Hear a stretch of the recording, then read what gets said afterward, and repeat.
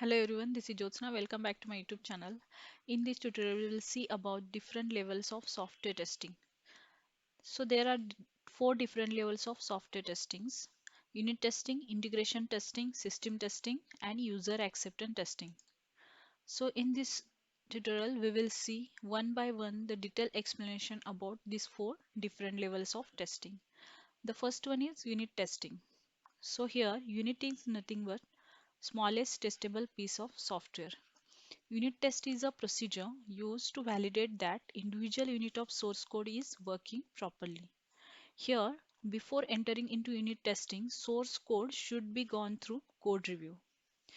In unit testing, we test the functionality of units. So units means smallest testable piece of software. Unit testing is typically done by the developers, used to verify control flow, data flow, and memory leak problems. So this is nothing but unit testing. The next type of testing is integration testing. In integration testing, we test the integration of different modules or components of the testing. Here, the integration testing is process of combining and testing multiple components together. Integration testing starts at the module level when various modules are integrated with each other to form a system. Integration testing is considered as interfaces on systems, which is focuses on design and construction of software architecture. There are four different approaches for the integration testing: bottom-up approach, top-down approach, critical path first approach, and Big Bang approach. We will see the explanation of these four approaches next. The first one is bottom-up approach. So in bottom-up approach, we call it as a process of testing a very lowest layer of software first, which is called bottom up. Here the program is tested from the bottom to the top. So first child modules and then parent modules are developed and then tested.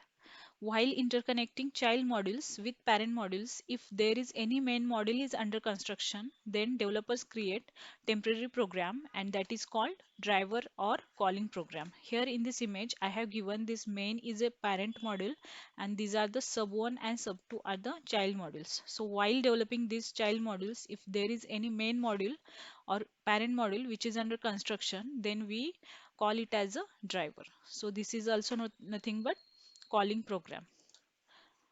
The second type is top-down approach. So top-down approach is a process of testing a topmost layer of software first, and then bottom from top to bottom we test the different layers of system, which is a program which is tested from the top to the bottom.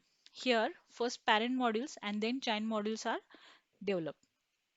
While interconnecting child modules with parent modules, if there is any submodule is under construction, then developers create a temporary program that is called stub, also called as call program. So here first this main module is developed and tested, and after that this sub 1 and sub 2 modules are developed and tested. But while developing or while interconnecting these child module sub 1 sub 2, if there is any child module which is under construction, then we call it as we create or a developer create a temporary program which is called as stub or call programs.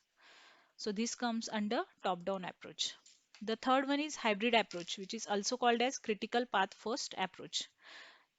Hybrid approach, also called as sandwich approach, it is a combination for both top down and bottom up approach processes. Here, both approaches start simultaneously and testing is built up from the both side. Here in this image, we can see that we have both driver and stubs also created here. Parent module also sub modules are also there. So for using this hybrid approach, we need big team. The fourth approach is Big Bang approach. Big Bang approach also known as system approach. Here in the Big Bang approach, the all modules are simply put together and tested. This technique is used only for small systems. There are some drawbacks for Big Bang approach. One of these errors might be detected very late in the life cycle of the project because we are putting all the modules together and they are testing. So error can might be detected in the very late in the life cycle of the project. When error found, it is very difficult to localize the error because our system is very big, and we have just simply put together all the modules together and we are testing that. That's why whenever we found any error, it is very difficult to localize the error. Also, the debugging error found during Big Bang integration testing are very expensive to fix. The third level of testing is system testing. It comes after integration testing. When the whole system or final product is built, then system testing comes into picture. So after development of all the required modules, the development team releases a software build to be tested on the system testing environment. It is mostly done by the software tester. There are three different levels for the system testing: usability testing, functional testing, also known as black box testing, and non-functional testing. So in this image, there are some of the types of system testing is given. The last level of testing, which is fourth level, user acceptance testing, also called as UAT testing. It is a final level. Here, the testing performed by the end user or the client to verify or accept the system before moving the software application to the product environment. Purpose of user acceptance testing is to validate end-to-end business flow. It comes after system level testing. User acceptance testing is carried out in a separate testing environment with production like data setup. It is kind of black box testing where two or more end user will be involved.